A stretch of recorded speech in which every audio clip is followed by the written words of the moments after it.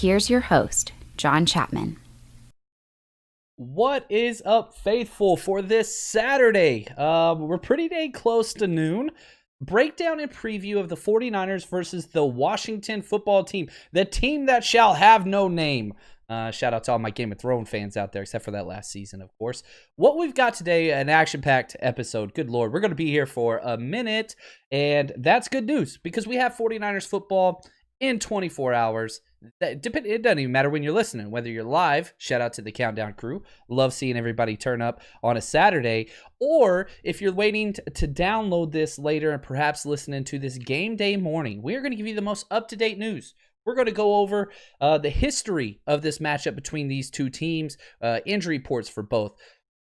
Break down everything you've ever wanted to know about the offense, defense, strengths and weaknesses, players to watch out for. We have predictions, we have bets of the week, and much more. Plus a giveaway, our third giveaway of the week, because who hates money more than me? I can think of nobody. I'll say this week, this day, the next 24 hours, this game, the entire season is up in the air right now.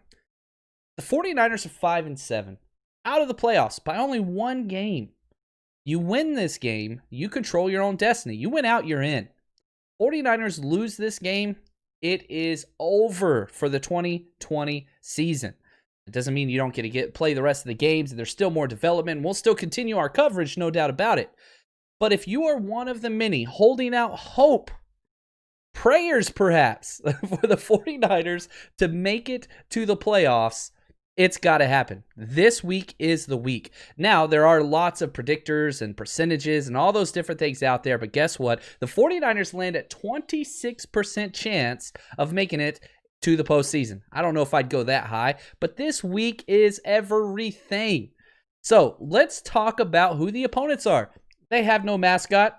They have the worst odor in sports. I don't know. Jerry Jones is going to fight for that one. But they are in first place of the NFC East. I understand I mess up NFC East and West a lot. I apologize. This has been a problem since I was a little kid. Dyslexia, I don't know why those two words just happen in my head. But I've typed out in capitals on my 6 pages of notes, making sure I get it right today. So let's cross our fingers and hope dyslexic Chapman can deliver. Now, Washington has a 5-7 record, just like the 49ers do. But because, again, they are in the NFC East, they're in first place. They own the tiebreaker. So who are their wins against? Before last week, it was only bad teams. They beat the Bengals, they beat the Eagles, they beat the Cowboys twice. That was it.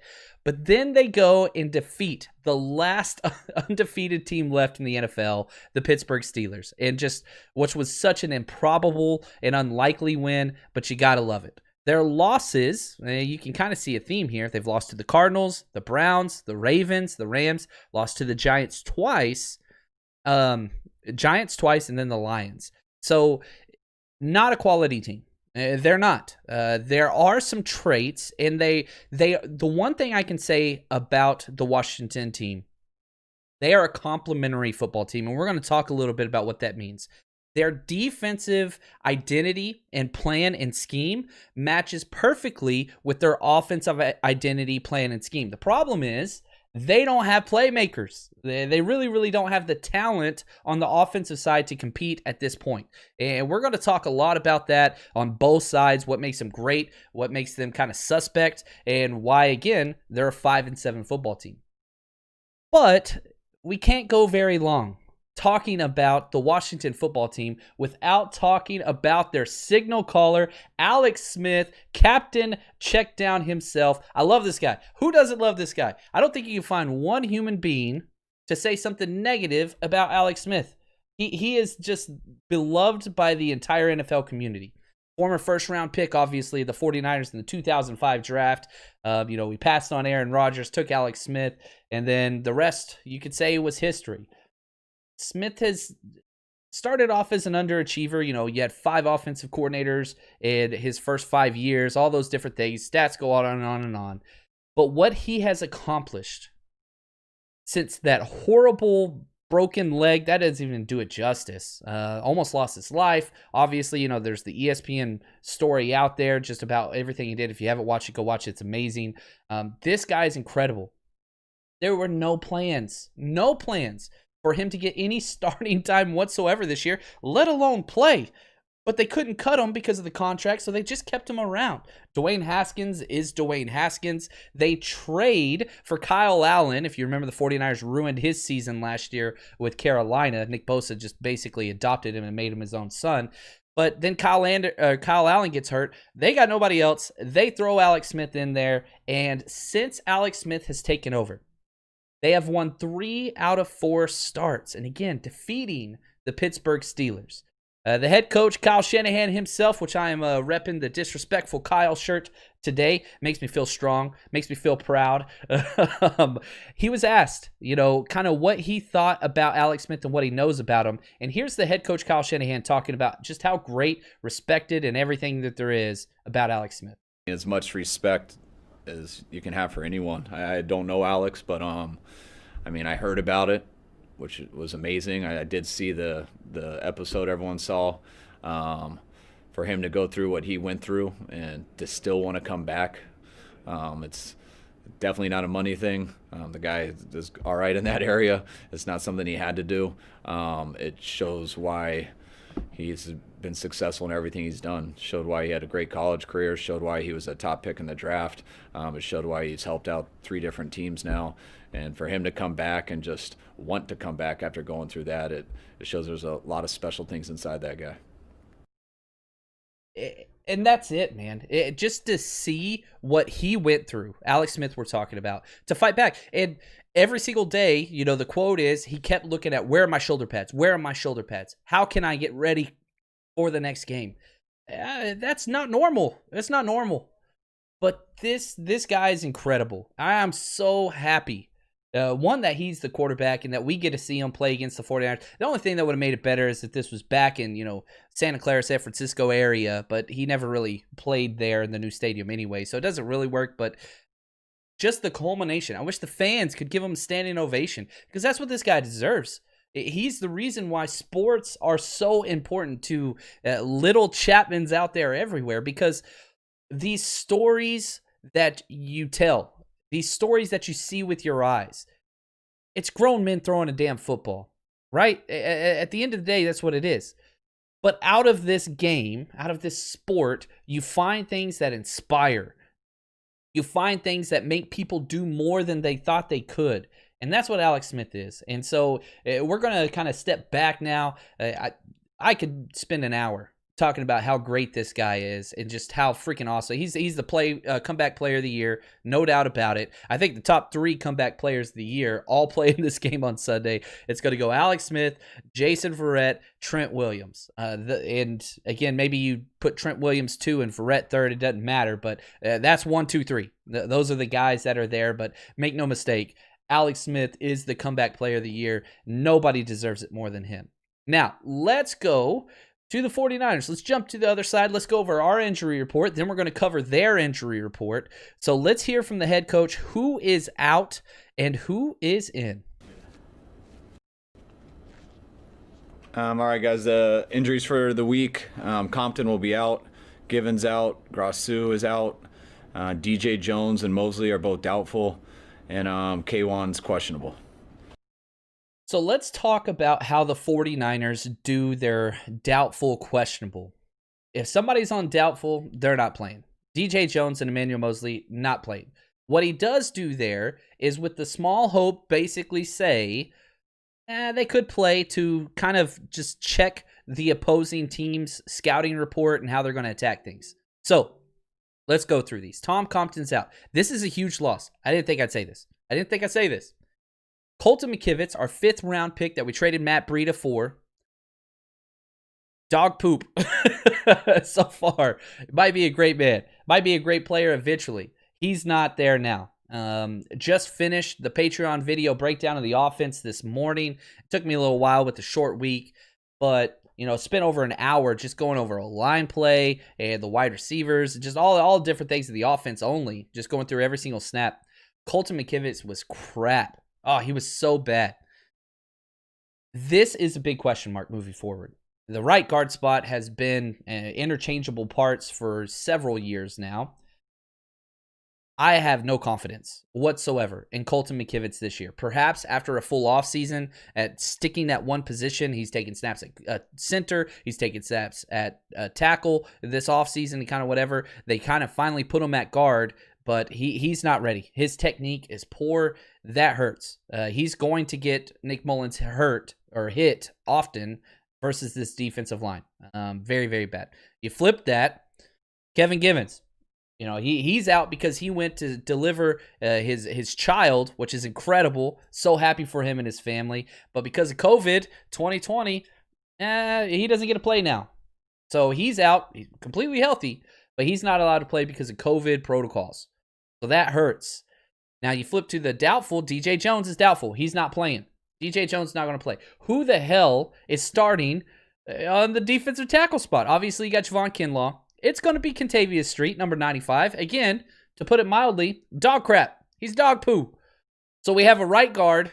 We have a defensive tackle. Shouldn't be in the NFL. Definitely not starters. Rotational players at best. They're going to be starting. And stop me if you've heard this before. Lots of injuries and people out. It's what it is. There's a reason why we're 5-7 this year. It has nothing to do with our starting roster. It has to do with the roster that we put out there on the field. This hurts. This hurts bad. Now, the good news is Emmanuel Mosley, he's going to be out as well. Here's the good news. K'Waun freaking Williams, the Shark himself, he's probably going to play. This is huge. I think this is a 7-point swing. If you don't get K'Waun Williams out there and you got to put number 27 out there again, no bueno. Bad news bears. I think you can make up for a defensive tackle guy out there that's out because our defensive line plays so well. But I don't think we can make up a whole nother game. Now, Alex Smith, 2020 version is no Josh Allen, not even close to that. But again, K'Waun Williams is so key to this game. It makes up so many weaknesses that we have and fixes those. Deebo's just fine. I know that he missed earlier. The quote from Kyle Shanahan, quote, "Great week of practice," end quote. So Kyle Shanahan said he's going to be out there. No ifs, ands, buts about that. So you like to see that. Now they have some key injuries out as well. Number one, Antonio Gibson. Probably the second best rookie running back this year after James Robinson, who's just been an undrafted free agent. Still, he's been incredible. I think he's like second or third I think he's third in the NFL in rushing, total rushing yards. He's been great. Jacksonville's a dumpster fire, but they do have a promising young running back. Antonio Gibson's been great. That dude has been lightning between the tackles, which is where the 49ers should be attacked this week, but they don't have their guy. So they're going to be forced to go with Peyton Barber, who's just kind of a guy. Definition of a jag, J-A-G, just a guy. And then you have J.D. McKissick, who's their scat back. He's probably going to have 12-plus carries out there this week. Receptions. They check down. Again, it's Alex Smith. We know what it is. We've lived through it. We've seen the seasons. First, second, third, fourth. It's what it is. So excited to see what that's going to be because we really, really needed him to be out this week. Because otherwise, it was going to flip the switch on just the matchup that we have with the 49ers on the defensive line. Other questionable players for the Washington football team. Tackle Morgan Moses, who's their starting tackle. He has been limited all week. He should be good to go. Guard Brandon Scherf, probably one of their best players on offense. I think they have 3 studs on offense. Brandon Scherf is 100% one of them. Tackle David Sharp missed a few practices. He's a backup swing guy. He should be out there. And defensive end Ryan Anderson, who I really, really like. He's kind of their fourth rotational pass rusher that just comes in to get at. He's their speed rusher guy. He was limited this last day in practice, so he should be good to go as well. Now, we look at the history of this matchup. These two teams have played quite a few times.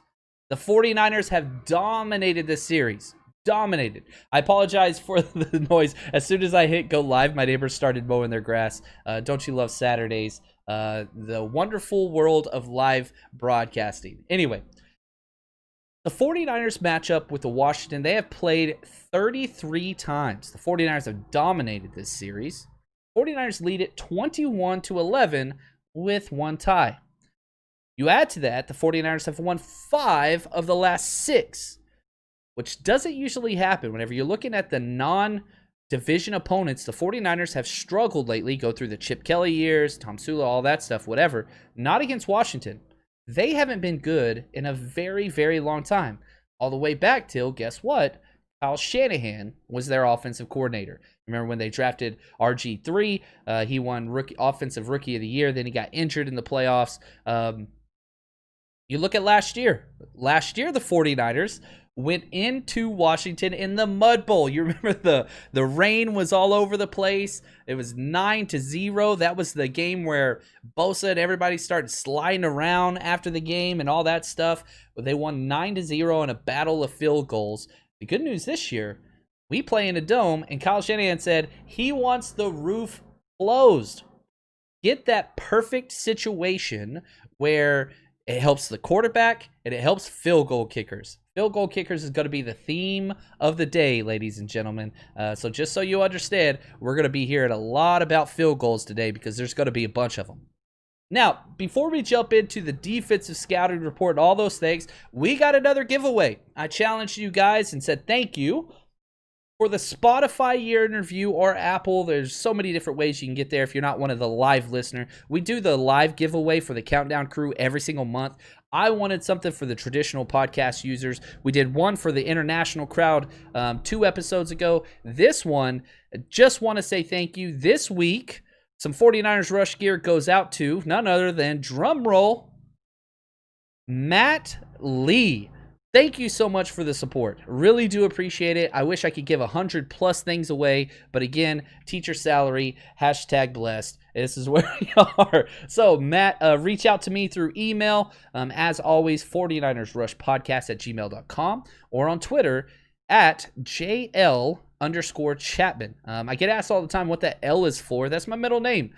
John Chapman was taken, obviously, on Twitter. So JL, Jonathan, L, most people don't know this, Lamar is my middle name. So Jonathan Lamar Chapman, that's what that L is for. I get asked that from time to time. That's there. So shout out to Matt Lee. Thank you for your continued support. Going to send you some stuff in the mail. Excited about this. Now let's talk about defense. The defense of the Washington football team. Very unique, but not to the 49ers. Carbon copy blueprint on how to build a team. Not only do they have all first-round draft picks on their defensive line, stop me if you hear that before, right? The 49ers in 2019. They have a first-rounder backup. Not only that, they had a poor year last year, and they spent the number 2 overall pick on a defensive end that was supposed to be a quote-unquote generational talent in Chase Young, and they were right. From Ohio State, just like Nick Bosa. It makes sense why they are having the success that they have had on defense. Let's go through some of the, categorical ranks, again, 1 through 32, where this team fits. 1 being the best, 32 being the worst. So here are the defensive strengths, and there's a lot of them. Second best in the NFL on 4th down stops. They have only allowed 6 conversions on 18 4th down attempts for 33%. Second best in the NFL. Third highest ranked total defense from Pro Football Focus. Third fewest first downs allowed. Third fewest passing yards allowed. Fourth fewest pass yards per attempt, only 5.7 yards per pass attempt. That is elite, elite, elite. Fourth in total yards, 7th in rushing touchdowns, 8th in points. There's so many. You just go on and on and on and on. Almost every single statistical category, they're at the very top or close to the top. You're looking at, 9 in the top 5. They're good. This is a good unit, and it all starts up front. Linebackers, meh. But that defensive line is very, very good. But they're not perfect. What are some of the weaknesses that fall under this defense? The Washington football team ranks 30th in forced fumbles. Only 3. They don't go after the ball. They do go after the quarterback, however, and 22nd in turnovers forced, only 14. Now, if you're the Washington football team, you are licking your chops.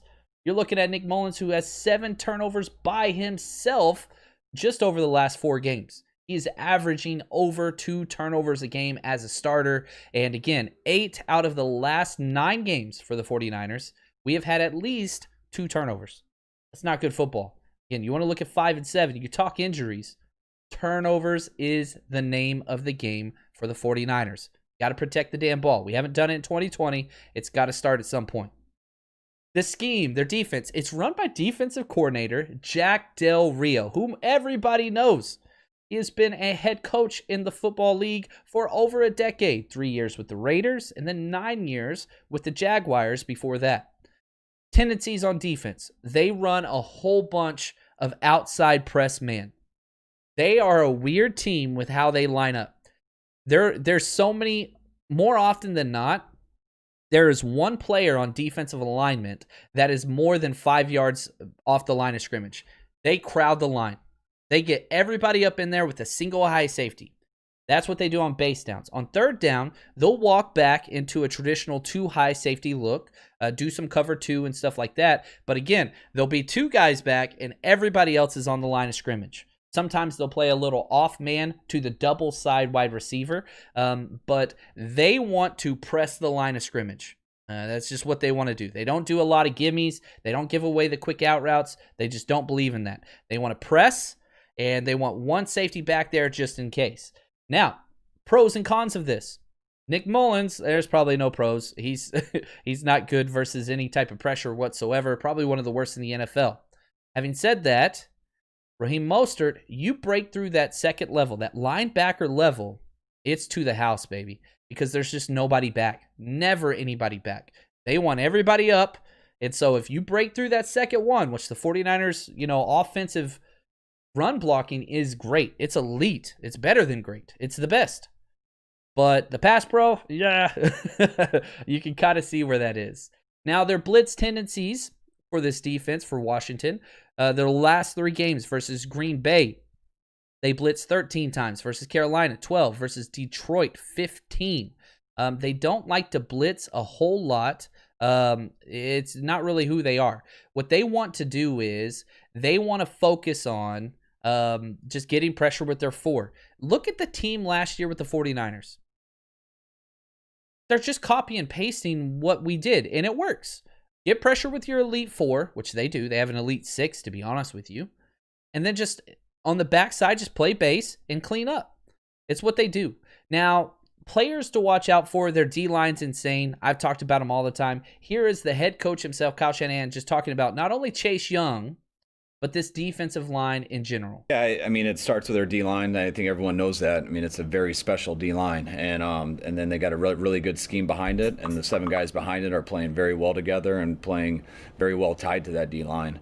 I agree with what Trent said. I mean, they come from the same school, and they got a very good D-line coach there, so you see a lot of good moves and stuff that they've always coached.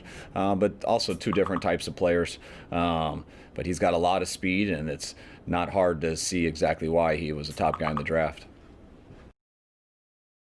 Chase Young is elite. I think maybe Jeremy Chin is probably the only contender for Defensive Player of the Year, but Chase Young's going to win it, and rightfully so. Listen to these numbers for Chase Young.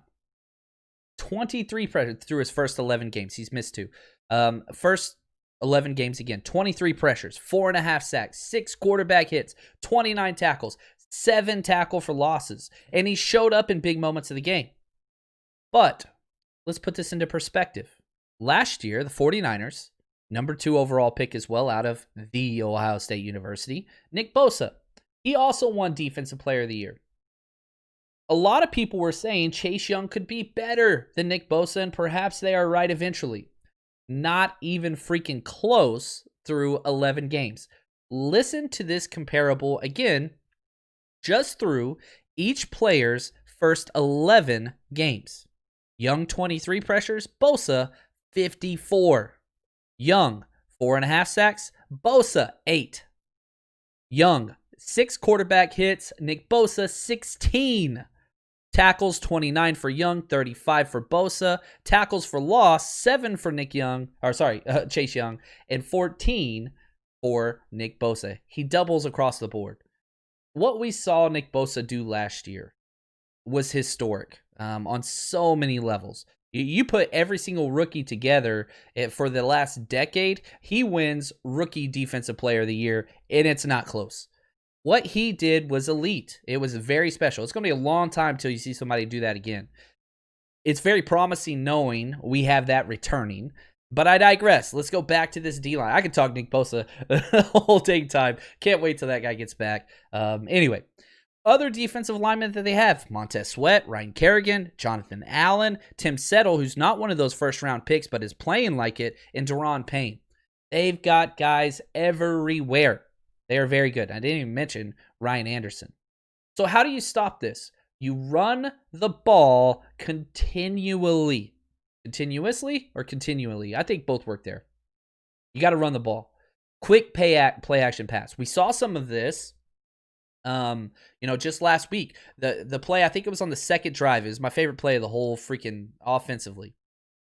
Nick Mullins goes to turn around to play fake it, then whips his hand around and throws the slant route to Brandon Ayuk. It was my favorite play of the entire day. He got the ball off in 1.7 seconds on a play action pass. That is how you beat this. Run the ball straight at them. 2, quick play action pass. That's how you do it. You throw on first down, run on second down. The 49ers cannot run the ball enough. This is not going to be a high-scoring affair. It's not. It's not designed to be that because they're not a high, potent offense. That's not who they are. It's not who we are. It could be who we are if we had a better right guard, if we had our tight end, and if we had a quarterback. We don't have those things. So this game has to feel smart. And here's what I mean by that. You've got to go out there and be smart with possessions.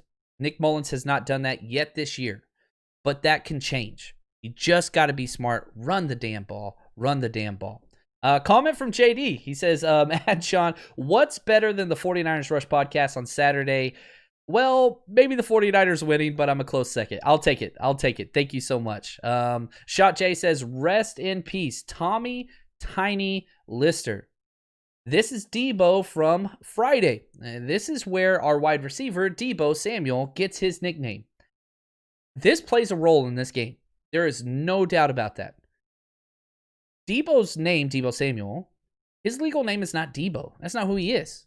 He earned that name through being a punk, to be honest with you, because he bullied everybody as a kid. That mindset has translated onto the football field. His refusal to go out of bounds, running through people's souls, just mean as hell. He had a really bad game last week, completely disappeared from the first half. Do not expect Deebo to be silent in the first half. I expect him to go off this week. Even if it's not done through passing or whatever, Deebo is going to have a hell of a game. I believe that. Anyway, let's move to their offense. So we dug into their defense. We went over a whole bunch there. Let's talk about the Washington offense. And to start us off, I want to hear from our defensive coordinator who's scheming against this, talking about the Washington offense as a whole. You know, you look at their overall numbers and it could fool you. And I know I'm not. You guys can look it up yourselves. But when Alex Smith took over as quarterback, since the day he took over, I think it was 4 or 5 games ago, they're one of the top 10 offenses in all of football. Yards, points. Just overall production, they are playing at a very, very, very high level. Their skill guys are challenged. They're starting to understand what Scott's asking of them from an offensive perspective, and so it's a good one. It's they're going to be a challenge. They're a lot. Alex Smith, obviously at quarterback, he's doing just a really nice job of getting the ball to everybody. Getting the ball in and out of his hands, being quick with his reads, being accurate. So it's gonna be a challenge. I mean, it's a good offense. It's an underrated offense for sure. And I agree with him to a certain standpoint. And I'm gonna run through their rankings on offense. But just since Alex Smith has taken over, through 4 starts, they have had over 300 yards offense every single game. And again, through 4 starts, only 3 turnovers. Put that in Nick Mullins. Nick Mullins alone, 7 turnovers, his last 4 starts. Alex Smith, 3 turnovers, his 4 starts. That's the difference. That's what this game is going to come down to.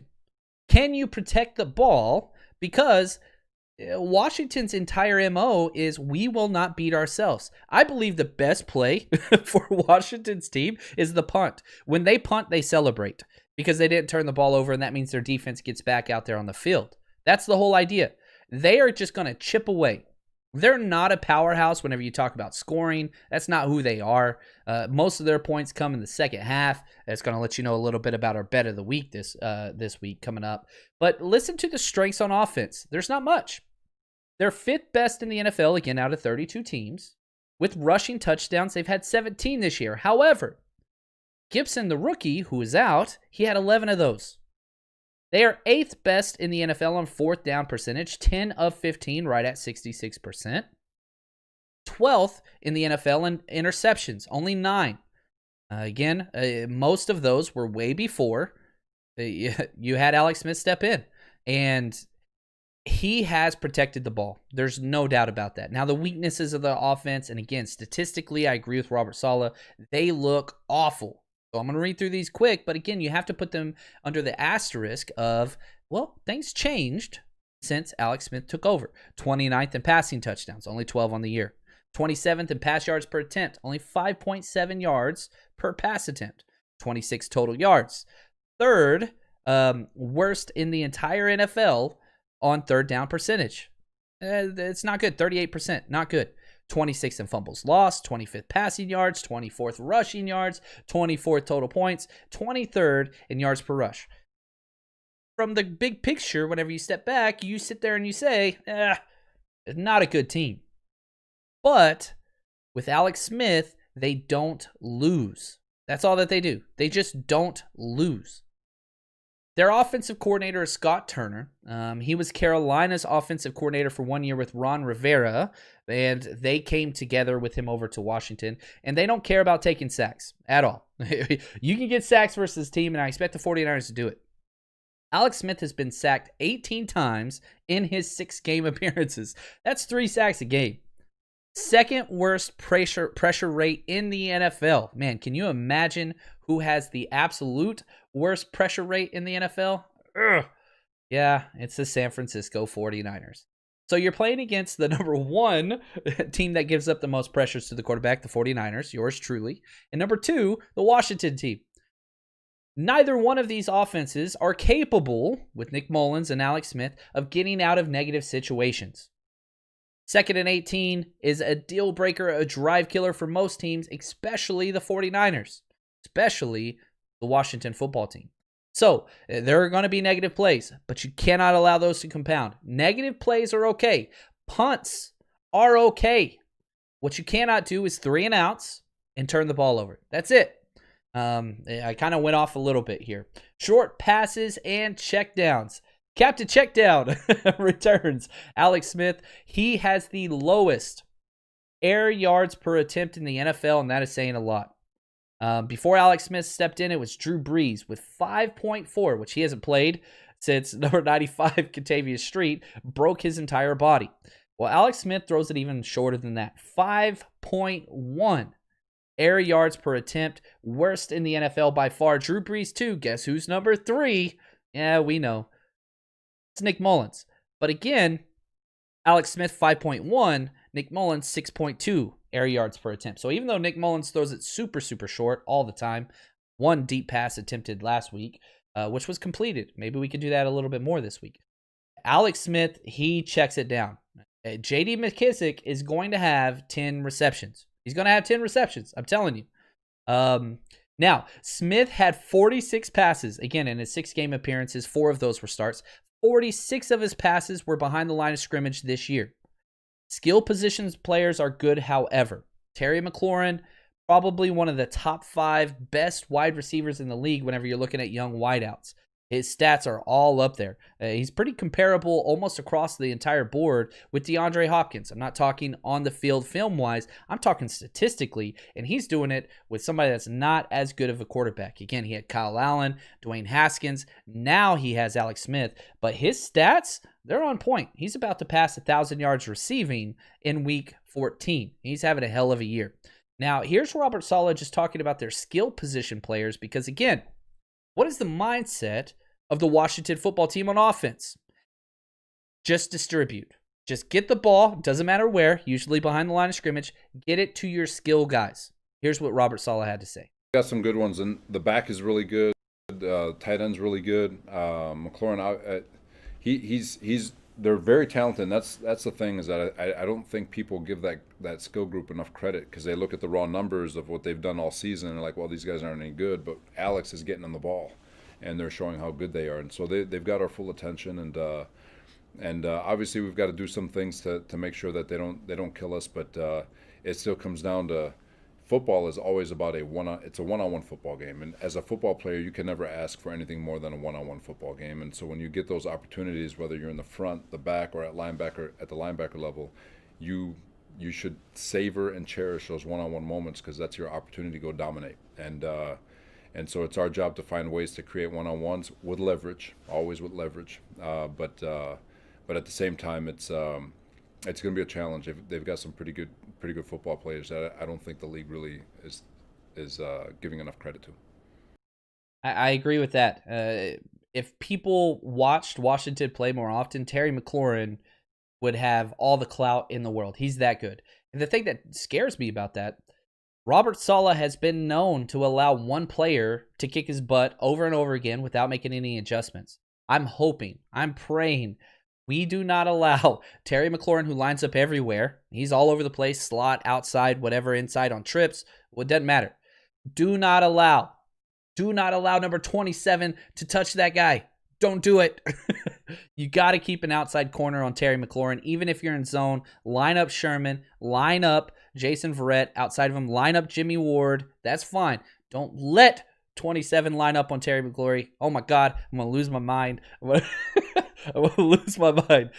Anyway, hopefully Robert Saleh doesn't outsmart himself and tries to eliminate the one big playmaker that they have. The rest of their wide receivers really aren't much. They do have some yards after the catch ability, but again, not really, I would say, poor man's Deebo type wide receivers that are built like running backs, but are wide receivers. They're not that good. Terry McLaurin's elite.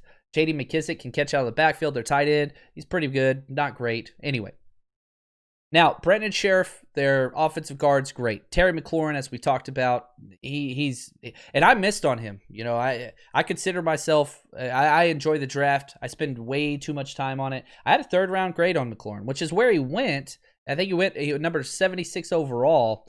But believe you me, you go back, and last year's wide receiver group was great. We've had about 3 straight years of good wide receivers. Deebo, DK Metcalf, A.J. Brown, Terry McLaurin. Terry McLaurin's going ahead of a lot of those guys. I really do believe that. I think you redo that draft, and this might piss some Niners fans off, but it's going DK Metcalf 1, it's going Terry McLaurin 2, then A.J. Brown 3. Deebo's probably going 4th, which I think he was the 5th wide receiver taken, and Deebo's great. I'm not trying to say Deebo's not incredible. I think he went where he should have went. But Terry McLaurin has been stellar with crappy quarterback play. Now, their 3rd elite player is Antonio Gibson, but he's out. So you have all these guys. They've got some talent, not a lot. The 49ers defense should handle him just fine. The only way is if Robert Saleh doesn't scheme to stop one player. Terry McLaurin. That's it. You stop Terry McLaurin, you win. That's how this game goes. And again, on offense, don't turn the damn ball over. That's huge. All right. Let's get to a couple questions. Let's see here from Mill the Niner. Ayuk needs a great game. He's been my favorite new wide receiver since T.O. There's so much about Brandon Ayuk's game that's so easy to like. You know, we finally have that traditional, smooth, route-running wide receiver with upside. Now, his body composition and play style is different than T.O., but I'm with you. This kid's going to be good. He's going to be really, really good, Brandon Ayuk. And again, remember, he's doing all of this with a backup quarterback. I'm pretty excited to see what he can turn into once we get a quality quarterback, whether that's Jimmy G, who's healthy, or somebody else. From JD. I already read that one. I apologize. Niner track. John Quick with the with quick pass to evade our gold rush. I like it. Would the Tampa Bay cover 2 be more effective for our hybrid linebackers and playmaking secondary? I don't think you need to cover 2 this week. versus Alex Smith, who doesn't throw it deep. Again, he throws it deep fewer times than the 49ers do. Get your guys up in the box. Do not allow. I just wish we don't do this. But if I was defensive coordinator, and again, nobody asked my opinion, but whatever, I'm putting Jason Verrett. I'm going to have Jason Verrett shadow Terry McLaurin and press at the line of scrimmage, and I want to put a safety over the top. Wherever he is, I don't care if he's the solo wide receiver. You got trips on the right and Terry McLaurin on his own on the left. I'm putting a safety over the top of Terry McLaurin, and I'm just going to have Jason Verrett just hit him in the face the whole damn game. That's what I would do. Now, the Tampa 2, which we've been doing a lot of, and, cover 2 quarters, which I don't really like with this defense because, again, we stopped the run. We're not playing a deep threat team. They're not throwing the ball deep. So we need guys up. So this week, no, I don't want a bunch of cover 2. I really, really don't. And wherever McCory, or what's his name, lines up, Terry McLaurin, wherever he lines up, you've got to have safety help over the top. You have to. You have to. And if we don't do that, we deserve to lose. We don't do that, then we deserve to lose, period. Because it's bad. Let's see. Noe says, when will you be doing another podcast giveaway? The start of every month. We've done 3 already this month. The start of January, we'll be doing another one for the Countdown Crew. Again, to get into the Countdown Crew, just go to our YouTube page, John Chapman or 49ers Rush Podcast. It'll bring you to the same place. And all you have to do is just hashtag CC anytime we go live in the first 2 minutes. Hit that notification bell. That way you know we go live 4 times a week. Plus, if you're with us on Patreon, that's twice a week breakdowns. So lots of opportunities there to get in there. Now, let's look through just a couple more comments. Here we go. I'm seeing some doubles in the comments. Not sure what's up with that, but I love it. Let's go now to our Vegas lines. And as always, with Vegas, you got to bet with MyBookie. It's the most wonderful time of the year. That can't end. 2020 has been awful. And let's be honest, we all deserve a win. And we all deserve to have a little fun. So head over to the one place that guarantees that, and that's MyBookie. There's only one sportsbook that doesn't care whether you were naughty or nice this year. They've got gifts for everyone. Bet NFL, NBA, all your favorite college sports and more. And here's the thing, sign up today. Receive the ultimate stocking stuffer, a 50% deposit bonus up to $1,000. 50% up to $1,000. That's incredible. That's a great place to start. But we all know Christmas is about what's under the tree. And at MyBookie, that means huge deposit bonuses, epic giveaways, and free contests. They got them going all year round. It's simple. Head over to mybookie.ag. Enter in the promo code 49ers, 49ERS, and get your deposit matched halfway up to $1,000. Head over there and let's get going. Let's get some winning going. This winter, bet with the best. Bet with MyBookie. All right, so the Vegas lines on this game, the 49ers are -3-point favorites. I don't like that. I don't like it at all. Michael asked this. He said, this game feels like playing Philly and Miami with the same outcome. Do you agree? Yeah, it's gross. I don't like the way it feels. I really, really don't. Washington's kind of on the uptrend. Obviously, they've won 3 in a row. They've got Alex Smith. They're playing with a lot of confidence. They're in first place of their division. Every single damn team we play is in first place. I don't understand it. But that's okay. I don't really care about that. I just think it's funny.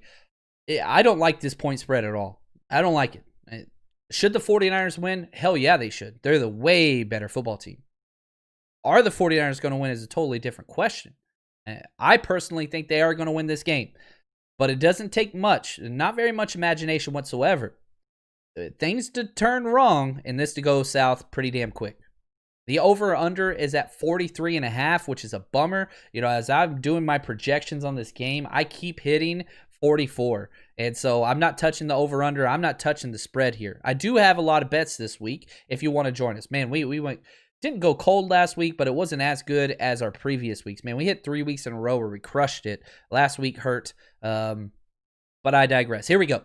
Bets of the week. I've got a 2-team teaser plus 7 points. So basically the concept is this. You add 7 points to each of these point spreads. And I'm taking 2 teams. I'm taking the Steelers versus the Bills plus 9.5 points. I think that this game's going to be a toss-up, and it's going to be close no matter what. But you're giving the Steelers 9.5 points. I know the Bills are good, but if there's one team that can rush the passer and get in Josh Allen's grill, it's the Steelers. I would take them outright, but you're going to give me 9.5 points as well. Love it. And then I'm taking the 49ers. 49ers +4 versus Washington. And here's why I'm doing this. I don't like betting on the 49ers with Nick Mullins under center at all. But I love the +4 because I think this is going to be a field goal battle. I really, really do. I don't see Washington winning by a touchdown or more. And I think the 49ers can kind of claw their way back into it, even if things get out of hand early. So I'm taking the Steelers +9.5, 49ers +4. You bet 10 to win 17. Now, my game props for this game, and I've got a bunch of them because I like a lot of things going on in this game. Field goals galore. I am betting, get this, I usually don't do this. I'm even putting in a prop bet for Washington. I'm betting on Washington to have over 1.5 field goals. That's -133 betting. You bet 10 to win 1750. Washington has had 2 or more field goals in 5 straight games. I think that continues. They're not good in the red zone. They don't have their stud rookie running back to get all those touchdowns. They're going to kick field goals. 49ers, guess what? I'm taking them as well. Over 1.5 field goals. That's -141, so it's not as good a payout. Bet 10 to win $17.10. It's going to be a field goal game. That's just how I feel about it. As always, I'm taking the 49ers to score first. Washington is a second-half team. The 49ers are a first-half team. Kyle Shanahan is Kyle Shanahan, best game scripter out there. I'm betting 10 to win 17 there as well. And for my long home run pick, Raheem Mostert to score the first touchdown. It's +750. The odds last week, I think, were like +300, but those have doubled. I'm taking Mostert to score the first touchdown, bet 2 to win 17. So there's a handful of bets and picks for you there. Now, a couple other things. Moses asked this. Shanahan's play calling has been questionable. Not in the first quarter and probably not in the third quarter, but yes. Second and fourth quarter, not his strong suit to say the least. It seems he likes to go away from what worked the previous week. I agree with you. Now, the one thing I will say, a lot of comments and questions from the Bills game, the Monday Night Football game was, man, why no jet sweeps? We motioned for the jet sweep and faked it a lot of times. What they did is they took it away. They blitzed as soon as Deebo started in motion. Let's say Deebo's going from his offensive right to the left for a jet sweep. They would blitz, the safety on the opposite side would scream down as soon as Deebo started that motion to take that play away. They did it the whole game. So the Bills basically laid the blueprint for how to stop that jet sweep. Now, we should have been able to run off that or attack where the safety vacated, but Nick Mullins can't throw the ball more than 10 yards. So you can't do that. So I'm with you, Moses. We need to... Kyle Shanahan the first and third quarter, amazing. Kyle Shanahan second, fourth quarter, yikes. It's a big difference. It's a big John asked this question, not me, another John. Should Shanahan script the whole game? Jesus, I wish that was a possibility. Now, unfortunately, you got to kind of look at what the defense is giving you, and this is where Kyle Shanahan gets out of his comfort zone, unfortunately. But yeah, I'm with you. Some teams do a 10-play script, 15 or a 20-play script. Kyle Shanahan needs to do a 30-play script. And then rinse and repeat and start at play 5 for the second half and see if they catch on because he's the best at it. He's the best at it. Now, let's go over our predictions and keys for the game. Washington wins. Here's how Washington wins the game. And this is Ron Rivera to a T. You can go all the way back to his time at Carolina. This is who he is. Great defense. And you don't turn the ball over. That's it. Great defense. Don't turn the ball over. Punts are great. Punts are a positive. That's the mindset that he has. This is who Ron Rivera is. Now, Kyle Shanahan was asked, because again, you go back, Kyle Shanahan and Ron Rivera, they have a history. They were both in the same division. Remember? Kyle Shanahan, offensive coordinator with the Atlanta Falcons. Guess who? Carolina Panthers. Guess who ran that defense? Ron Rivera. So here's the head coach, Kyle Shanahan, talking about Ron Rivera and what he's like. Ron, just from being a coordinator in Atlanta and playing against him, I never knew him or have been in, but I've ran into him a couple times, and he's always been exactly how he comes off to everyone else. I mean, just ultimate class, very good person, very good coach. Every time I've gone against him, it's been nice seeing him at the owners' meetings and stuff, the times we've had it since I've been a head coach. And he's one of the better ones in our league, who's been doing it for a long time. And I feel that's the football team is very fortunate to have Ra. You see how he almost slipped the R word in there. I've had 0 instances or infractions so far in this live episode, which is difficult. The Washington football team. And I haven't mixed up the NFC East or West. So shout out to all the people that email me about that one all the time. Turnovers are everything this game. Everything. Washington has won the turnover battle in their last 3 games. Guess what? They're 3-0. The 49ers have had 2 or more turnovers in 8 out of their last 9 games. It's the worst stat you could ever had. 2 or more turnovers in 8 of your last 9 games. In those games, you're 2-6. You're 2-6. Of those 8 games that you had 2 or more turnovers, you're 2-6. You can't do that. In games that the 49ers have 0 turnovers, only happened 3 times this year, the 49ers are 2-1. You have to control the ball. No freebies. No Jeff Wilson fumbling on the first carry of a drive. No Raheem Mostert fumbling on the first play of a drive. No Nick Mullins hitting defenders in the forehead and the face mask with the ball. Luckily, 2 of those went incomplete last week. It should have been 2 more interceptions. You've got to control the freaking ball. Mullins, he's going to have at least 1 turnover. I think that you can overcome a -1 turnover differential versus team. That's it, not 2. You can't expect them to turn the ball over at all. You can't. But, I mean, again, Nick Mullins, 7 turnovers his last 4 games. You take that for what you will. You have to protect the ball. Mostert is going to have a very efficient game, not an elite game. I think that you have to run the ball versus team. I see a stat line, something like 17 carries for 80 yards. We went away from him last week, and it cost us. I do have Mostert getting in the end zone this week.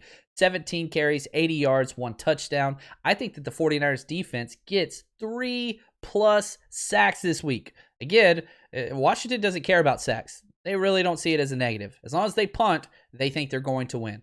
Turnovers are everything. Keep that in mind. Make plays. I think the 49ers are going to win this game.